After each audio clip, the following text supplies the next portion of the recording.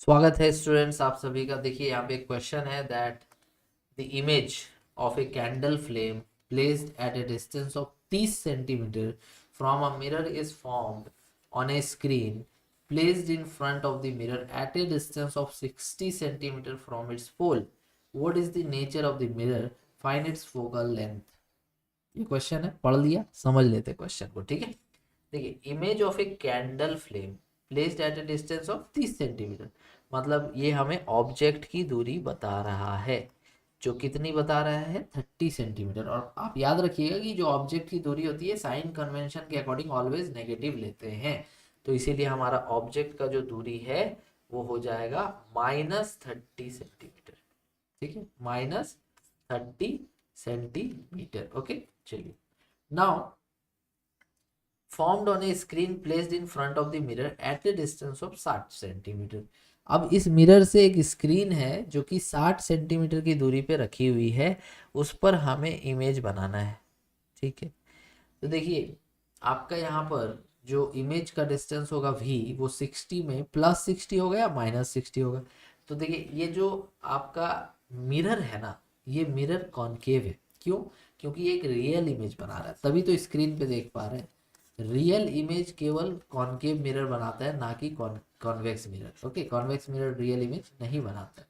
तो अगर ये कॉनकेव मिरर है तो आप याद कीजिए कि कॉनकेव मिरर में टोटल 6 केस होते थे इमेज फॉर्मेशन के, और 6 के 6 केस में जो भी था उसमें हमारा इमेज हमेशा इसी तरफ बनता है, ना कि इस तरफ। ठीक है, चाहे रियल हो चाहे वर्चुअल हो, हमारा इमेज सॉरी एक केस था वर्चुअल वाला, उसमें इमेज हमारा कुछ पीछे बन रहा था, वो ऐसा केस था।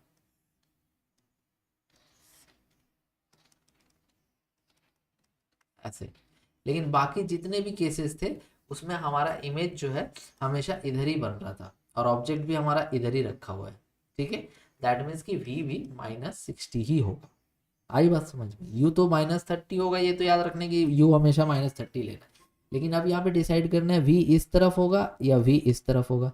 तो चूंकि ये रियल वाला केस है, मतलब कि कॉनकेव मिरर में 5 ऐसे केस होते थे जिसमें कि रियल इमेज बनते थे, और छठा केस ऐसा होता था जिसमें वर्चुअल इमेज बनता था। वर्चुअल वाले में ही केवल इमेज इस तरफ था, बाकी जितने भी केसेस थे उसमें हमारा इमेज हमेशा इधर ही बन रहा था। दैट मीन्स कि यहाँ पर जो आपका v होगा वो भी नेगेटिव ही होगा, u के साथ साथ v यहाँ पर वो भी नेगेटिव होगा, -60। ओके, चलिए।